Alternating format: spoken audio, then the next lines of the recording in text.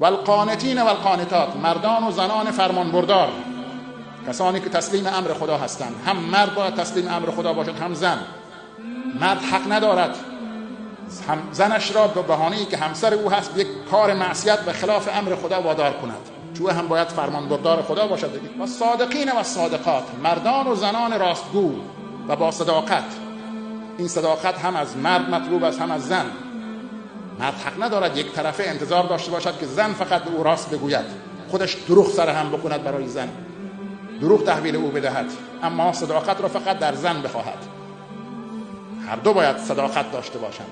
و صابرین و صابرات، مردان و زنان بردبار که صبر و بردباری دارند، طاعت و عبادت در مقابل گناه و معصیت، در مقابل مشکلات و رنج‌ها و مصیبت‌ها صبور و بردبارند. هر دو باید خویشتن‌دار باشند، نه اینکه فقط زن باید دندان رو جگر بگذارد، تحمل بکند سختی‌ها را و مرد بخواهد مثلا قلدری کند، هر چی گفت زن باید بگوید چشم. او باید صبور و بردبار باشد در مقابل اجحاف و تندی‌ها و خشونت‌های مرد. کی گفته است اینطور؟ در مقابل احیانا مثلا کج‌خلقی‌های همدیگر. هر دو باید تحمل بالایی داشته باشند. هم زن ظرفیتش بالا باشد، تحملش بالا باشد، هم مرد تحمل داشته باشد احیانا.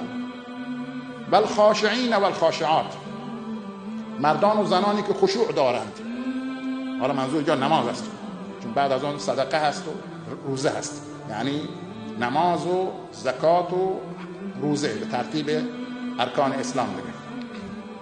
الخاشعین و الخاشعات، مردان و زنانی که خشوع دارند، نماز میخوانند با خشوع. همان گونه که مرد حق دارد نماز با خشوع بخواند، زن هم حق دارد نماز با خشوع بخواند، وظیفه دارد نماز با خشوع بخواند. همان گونه هم پس مردان حق دارند در مسجد نماز بخوانند، زنان هم حق دارند، کسی نباید آنها را منع بکند. همان گونه که مرد حق دارد در نماز کسی مزاحم او نشود، زن هم حق دارد وقتی 4 رکعت نماز خود را میخواند مرد مثلا مواظب باشد بچه از سر و کولش بالا نرود که این زن نفهمد چه خواند. در بند این نباشد فرض این بچه خردسال دارد با مادرش بر میرود، فرض بکنیم دارد نماز میخواند از سر و کولش بالا رفته است. او هم حق دارد خشوع داشته باشد در نماز خودش، حضور قلب داشته باشد در نماز خودش. الان مثال عرض میکنم که بفهمید، یعنی این حقوق در ارتباط با هر دو است. یک مسلمان وظیفه دارند که این تکالیف را انجام بدهند. و المتصدقین و المتصدقات، مردان و زنانی که صدقه میدهند، هم مردان صدقه دهنده هم زنانی که صدقه میدهند. این میرساند که زن هم حق دارد که مالک باشد دیگه تا صدقه بدهد، حق دارد که ملکی داشته باشد، حق دارد که ثروتی داشته باشد و اگر داشته باشد میتواند صدقه بدهد، میتواند در مال خود تصرف بکند. مرد حق ندارد او را منع بکند از صدقه دادن، از کار خیر. وظیفه دارد که زکات بدهد اگر مالش به حد نصاب رسیده است، او هم انسان است. و الصائمین و الصائمات، مردان و زنانی که روزه میگیرند، هم مردان روزه‌دار هم زنان روزه‌دار.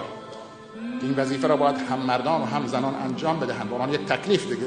این تکالیف متوجه همه است. بس و الحافظین فروجهم و الحافظات، مردان و زنان پاک دامن که عفت و پاک دامنی خودشون رو حفظ میکنند. هم مردان را گفته هم زنان. بعضی فکر میکنن زن فقط باید پاک دامن باشد، زن فقط نباید خیانت بکند به مرد. مرد چه است پس؟ او باید حق دارد خیانت بکند، یعنی حق دارد ناپاک دامن باشد، فقط انتظار یک طرفه از زن است که مرد بخواهد هر بلایی سر خودش در بیاورد، هر خیانتی مرتکب بشود، اما انتظار داشته باشد که زنش خیلی پاک دامن و عفیف و با عفت باشد مثلا. نه، این هر دو باید پاک دامن باشند، هم مردان و هم زنان پاک دامن. تکلیف عمومی هست.